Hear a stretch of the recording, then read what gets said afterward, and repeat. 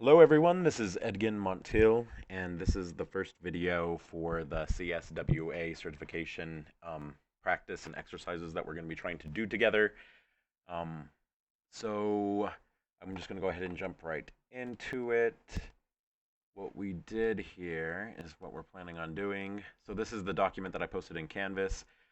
Ultimately, the CSWA certification is a certification to be a SolidWorks, what they call an associate, just meaning that you know how to use SolidWorks and its basic functionality. And when I say basic functionality, there is a lot that SolidWorks can do as far as what they consider basic. It has recommended training courses. Here's some information about the exam. I know the question, because we'll have to enter the weight of a particular item that we're modeling inside SolidWorks.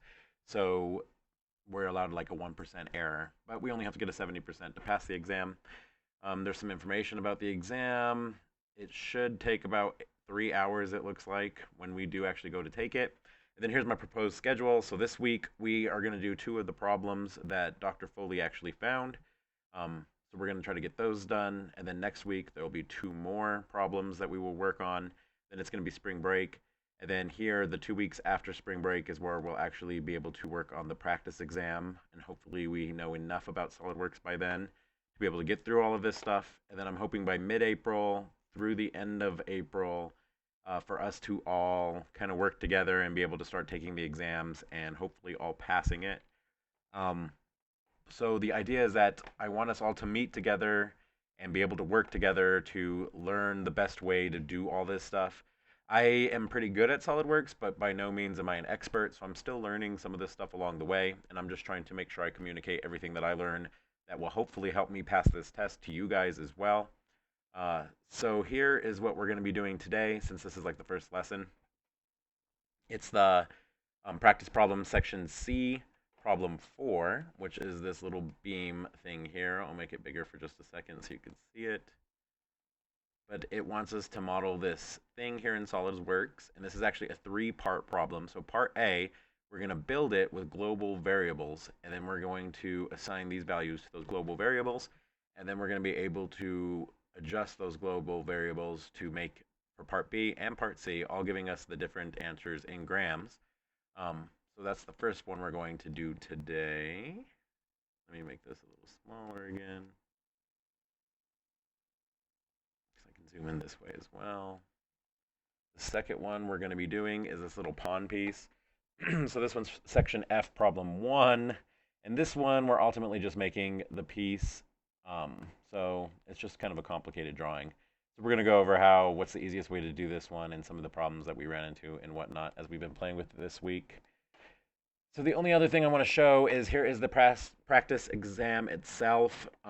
So this, again, I posted it in Canvas, but you could always go to the SolidWorks website because I just downloaded it from there. But this is just an idea of what the exam would be like. A big part of this is going to be, this is where I got the information for that other document as well. So a big part of this is going to be installing this software on our computers to be able to take their exam and making sure we register for it and all kinds of stuff like that. So this isn't too big of a deal. I plan on going through this myself and trying to make sure I understand it and write maybe some instructions along the way so that it makes it easier for everybody else. But obviously there's instructions right here as well. There is a limit on how often you can take this exam. I think it's like no more than every 14 days, so every 2 weeks. And then there's like some comprehensive questions where you have to know the lingo of SolidWorks. And then ultimately the challenge, right, where you have to model things. So I want you to build these kind of complex parts here. And when you're done building those parts, you have to be able to answer questions about them. The good thing about SolidWorks is that, so it's going to have you build this part, you're going to assign the material and then the density of that material. And you should only get one of these answers. So if you're something completely different than one of these three answers, you know you did something wrong. So you should get one of these answers for what you're building here. So that's only a good thing about SolidWorks. Oh, here's where it says that 1%. You need to be within 1% to get these right. So then we can look at this a little more. It's just more parts because we're going to have to learn how to build all this stuff very quickly. The test is 3 hours long. I forget how many questions it was. It was in this document already. And then there will be an assemblies question where this one we're actually going to model the assembly and it wants you to make these particular angles when you put this together, because the angles will matter tremendously, because it's going to ask us what the center of mass of this thing is. So depending on how this thing is put together, it changes the center of mass, and it's going to want to know exactly where it is. I think it wants an XYZ coordinate system, if I remember right. Yep, all that stuff. So that's probably the toughest one. So we have to know a lot about SolidWorks to be able to do this. The practice exam does have answers, so yay. The ones from Dr. Foley that we're going to be doing today, I don't have the answers yet, but I do believe these are actually the answers right here. I'm not 100% sure, but I'm going to say I'm 99.5% sure, because everybody who's done these assignments with me are getting these values. So I think these are the ones that we should get when we are building these parts today. So now I'm going to go into SolidWorks, and if you didn't see, just to make sure everybody knows what I'm doing, so I go to File and New. I'm just going to make a part. So part of what we got to do for the CSWA exercises is we got to get proficient at building these things. So if we look at this picture and the way we're building it, the easiest way is going to be to draw it this way and then obviously extrude it out, because it's this like bar. And this is the complex part of it, so this would be the angle that we want to draw it from, and this is the angle that they gave us the dimensions in. So that's kind of like your hint that this should be the angle that we're trying to draw this from. So the way to understand this is they have this A, B, C, and here's dimension A, dimension B, and then C is the length of it, which is way down here. So this little zigzag is just saying that there's a bunch of it missing, because obviously it's not that short. But the dimension C is the length of it. So dimension A, B, and C need to be able to be changed from model to model as we evaluate this piece here. So we have to draw it in such a way with what's called a global variable, so that we're able to change that. We also need to pay attention to the symmetry in this drawing as well, because really it's one thing, but then you right away should notice that we could break it into 4 pieces, because we can use a feature in SolidWorks called mirror to be able to get away with just drawing one of these. And really, just one of these pieces is symmetric as well. So we can actually get away with actually drawing only 1/8 of this picture, and then we're going to be able to model the whole thing really quickly by drawing 1/8 and just using a mirror feature. The other thing I want to point out in this picture is that there's this 36 times R 0.25. So all of these are in millimeters. It says it up here. It tells us the material, but it's telling us that there's 36 fillets here, or 36 of these radiuses. And it's pretty much just every edge on here that you can see is rounded. So there's 9 per sector here, is the way that we're going to draw it. So now I'm in this one. I have SolidWorks open. It's just a brand new part that I'm looking at here. So I'm going to start off by clicking my Extrude Boss Base button. I'm going to pick the front plane, and then I'm going to draw a line with my line tool. I'm going to pick center line, and I'm going to start at the origin. So I see my little orange dot appear there, so I can make the sketch relation coincident with the origin. Left click on that orange dot to be able to start to draw my line. I'm going to draw the line going in this direction, but I'm also going to pay attention to the bottom left-hand corner of my screen here, because I have this property manager for my line properties. And down here, I can see the angle at which this is being drawn. And I'm going to want to let it lock into place at 45 degrees. And I'm going to left click to draw that center line at some arbitrary length.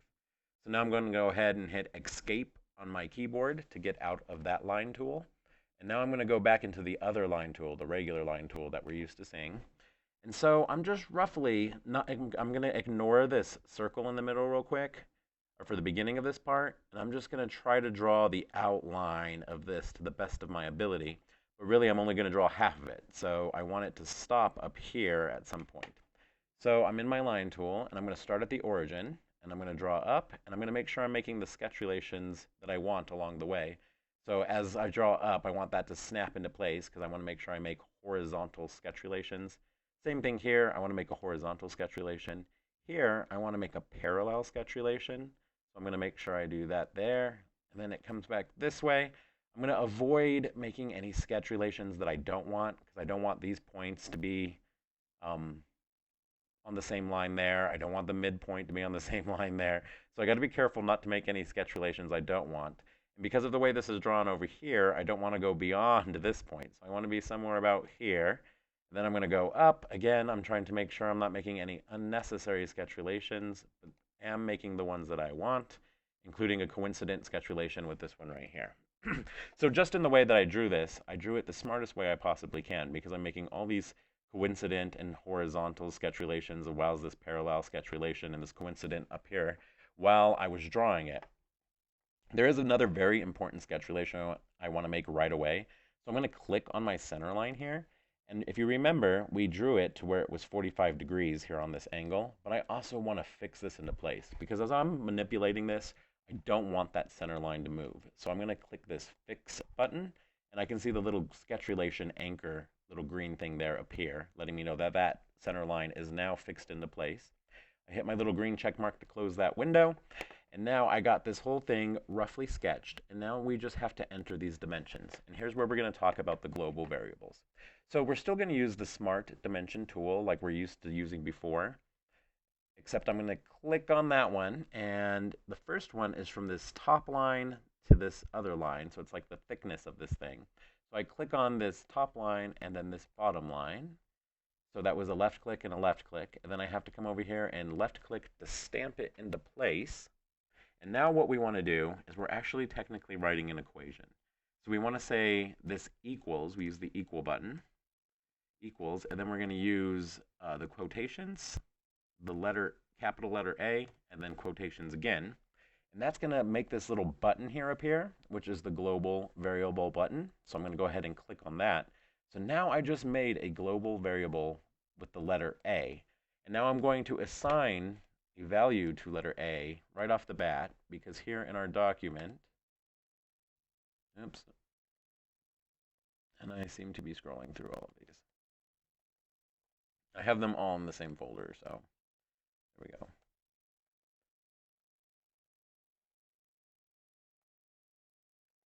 It's supposed to be 1.5 millimeters, was my struggle there. So that dimensions that one for me. And you can see it has a little sigma in front of the dimension here now. And that's denoting that this is actually an equation, is what SolidWorks calls it.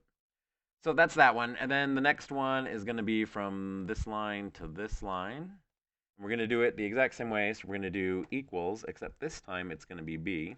So equals quotations, capital B, and the quotation. Click on my little global button. For right now, the value is going to be 2 millimeters. And then I can hit my check mark, and it puts a sigma in front of it. So as I'm doing these global ones, I want to make sure my sigma is there. So then the next one is between this line and this line. And SolidWorks will let you do this dimension two ways. You can click here, and you can dimension right there, or it'll automatically let you do a dimension for like the whole distance there, as you can see what mine changed to. So I could either dimension this as the letter A for the whole dimension that you can see here, or I could force it just to go to this center line, which would be half of A. And that's the one I want to do, because I'm going to write a more complicated equation just to show you what that looks like. So I am now going from this line to the center line, the two that I had made a sketch relation that are parallel earlier. And when I left click to stamp that one into place, I'm going to hit equals and quotations, capital A, quotations, and then use your forward slash, or like the divide symbol there, and then the number 2. So whenever you're writing an equation in here, you want to make sure you get the little green check mark. Otherwise, something's wrong. SolidWorks doesn't understand what you mean. So this is half of A is the value of that one, and it automatically populated it now with the 0.75, because I originally already set A to be 1.5, which makes sense already. So that's awesome. Now, if we look at our schematic here, the next one I'm going to do is this one right here. So the value from here to the other side would be B. So from here to halfway, which is this middle line is what I'm going for, is going to be half of B. So I'm going to do a smart dimension there from that line to that line, left clicking the whole way to stamp this into place. And this time I want it to be equal to quotation, capital B, quotation, divided by 2. So that should automatically change it to 1, and I have my sigmas everywhere, so things are going well. And now the last one is for this height. So we want to dimension from this, the center point, to this line, and we're going to come and stamp that into place. And this one equals parenthesis, quotation B, quotation divided by 2, end parenthesis, plus quotation, capital A, quotation. So now I have the whole formula here, and it's happy. I think someone in class did it without, let's see, we'll give it a try real quick to see if it works without having to do the quotes around the letters, because we already assigned them as variables. I think you only have to do the quotes when you're originally assigning. Nope, you have to do the quotations around it, otherwise it doesn't understand that that's what you're calling. So make sure to include those quotations every time to get your little green check mark. So then I hit check mark, and it automatically calculated that one for me too, because I've already set values to these variables. And with that one, because that was the last dimension that we needed, with the exception of the circle, I went ahead and it's fully defined now. So I'm going to hit check mark. I'm going to make a couple more sketch relations while holding down Control on my keyboard. I'm going to click this line with my left click button, and then I'm going to click this line with my left click button. Always make sure you're clicking lines and not like center points or some weird point. But I want to make these two parallel, and then check mark. And similarly, I'm going to do this line, and this line. So all three of those lines, and I want to make sure that SolidWorks keeps those parallel no matter how I manipulate this. So I've made a ton of sketch relations here now, making sure that SolidWorks understands how I want this to stay into place while I manipulate the values of these different equations that I set up. And that's very important because we need to make sure it stays defined while we're changing things and while we're letting SolidWorks do all the hard work for us. So now I got to just do my arc here. So now I'm going to go out of all these on the sketch tab, all these draw tools here. This one is the arc tool. So I'm going to come down to a center point arc is the one that's going to be the easiest, I believe.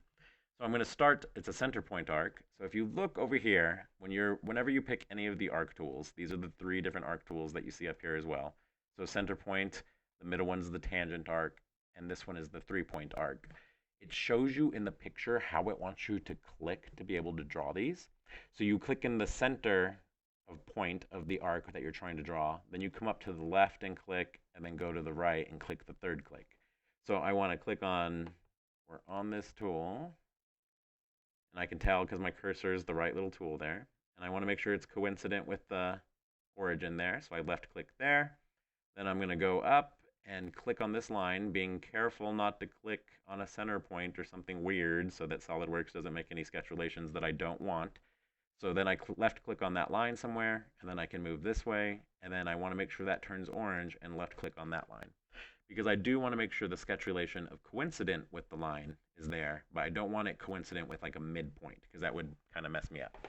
So now I'm done drawing the arc, so I can hit the check mark, and now I can click on Smart Dimension and click on this line, and then I can left click to stamp that into place.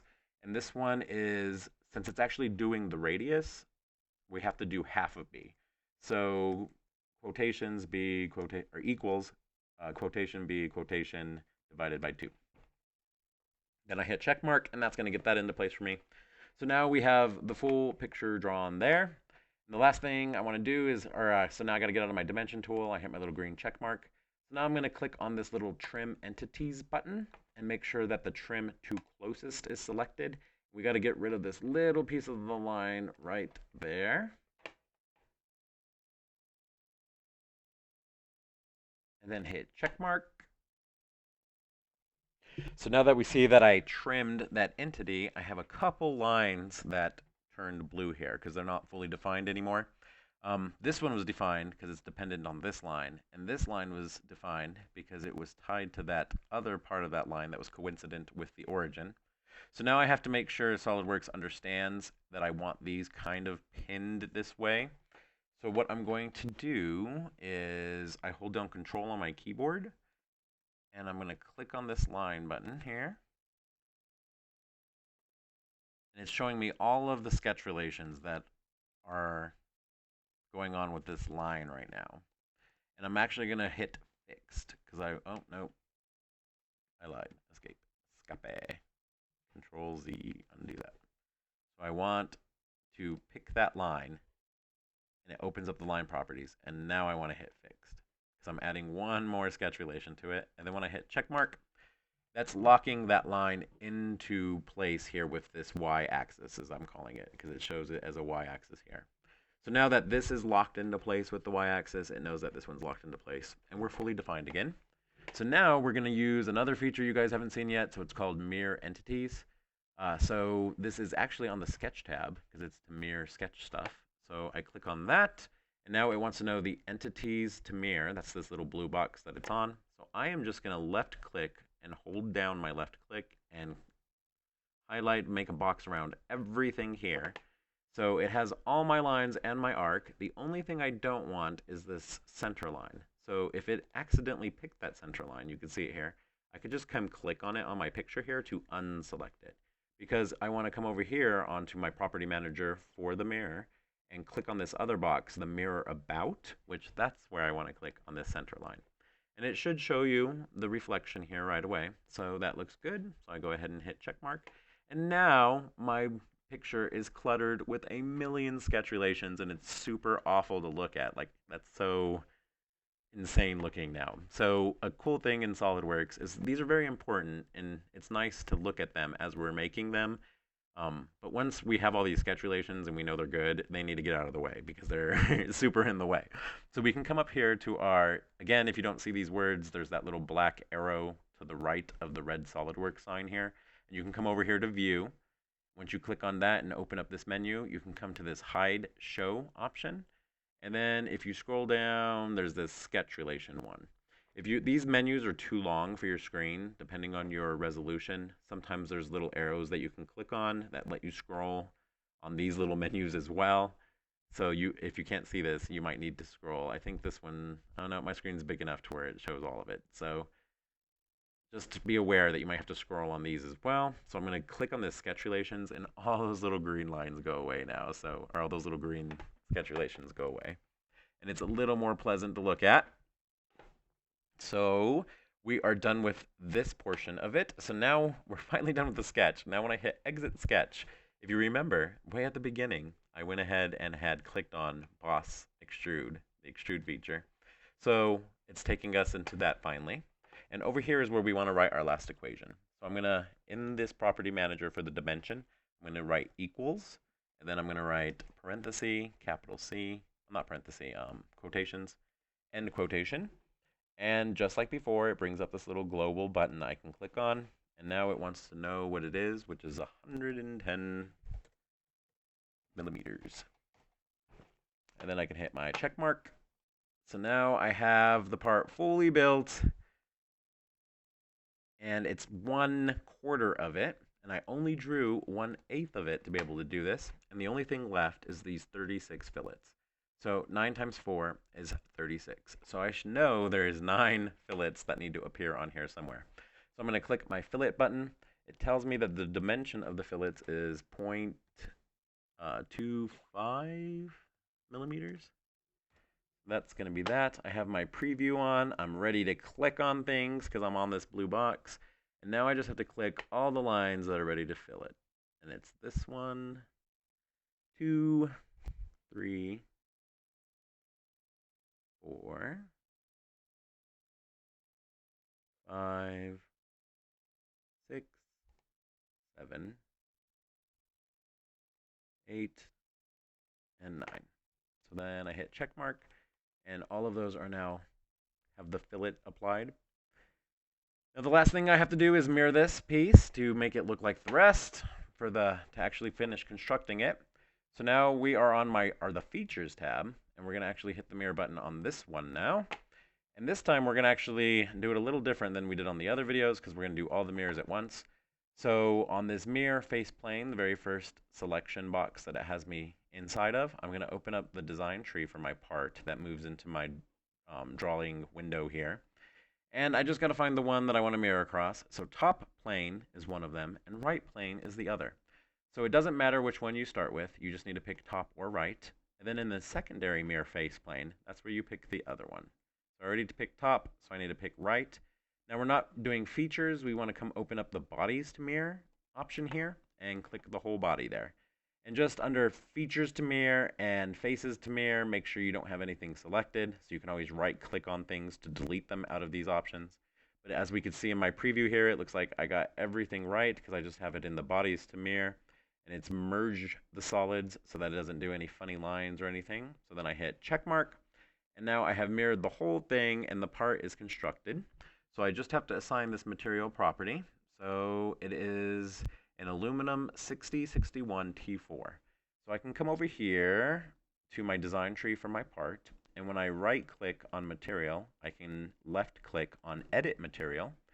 And under materials, SolidWorks has a bunch. So if we look here, there's a library called SolidWorks materials. I can open up the design tree for that one.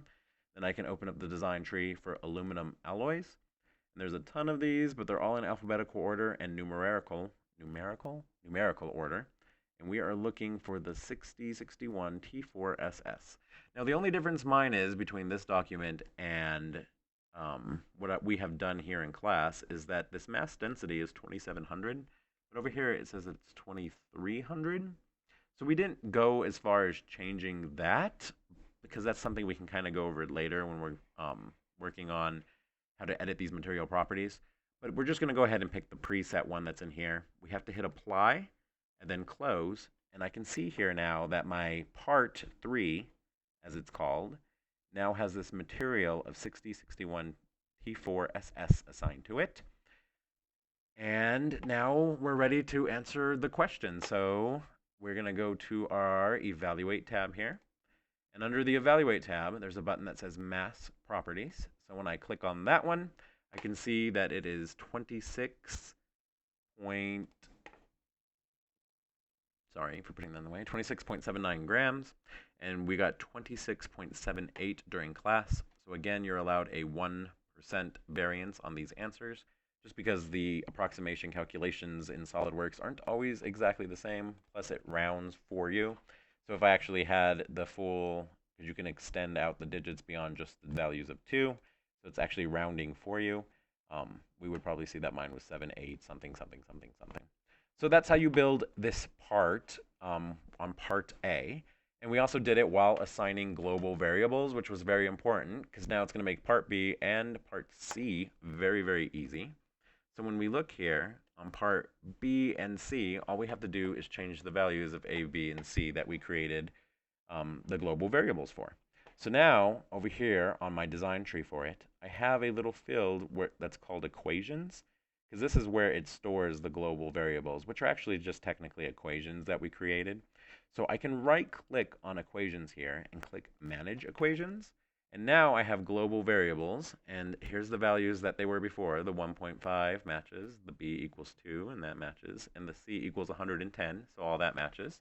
So now I'm just going to change it to what part B of this assignment says. So now I'm going to change this one to 4 millimeters, enter. Change this one to 7 millimeters, hit enter.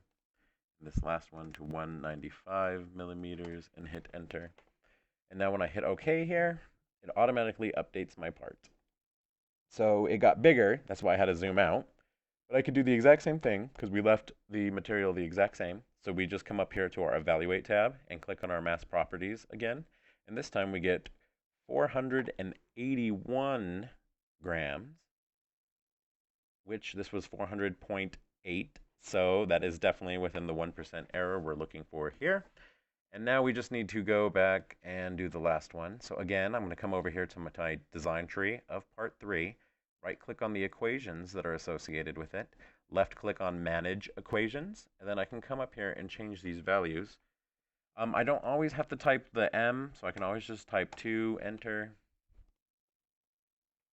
3, enter, and 95, enter. And when I hit OK, it'll update my drawing as well. And I just know that if you remember, way in the very first assignment, down here in the bottom right-hand corner of SolidWorks, there's this units, And I'm already in millimeters. So just by typing those in, it knows that I meant millimeters. So when I don't say, it's just going to automatically default to whatever units I'm set in. So it should have automatically made those millimeters for me. So again, now that it's changed, and I can always confirm here by opening up the design or the little tree next to equations to see what the values of A, B, and C are. But on the Evaluate tab, I'm going to click on Mass Properties, and now I can see it's 44.18, which I can compare against what we had got. Where is it? 44.18. So we're right on par with this one. So I think since this video is already over 30 minutes, I'm going to make a separate video for the other piece. Thanks for watching.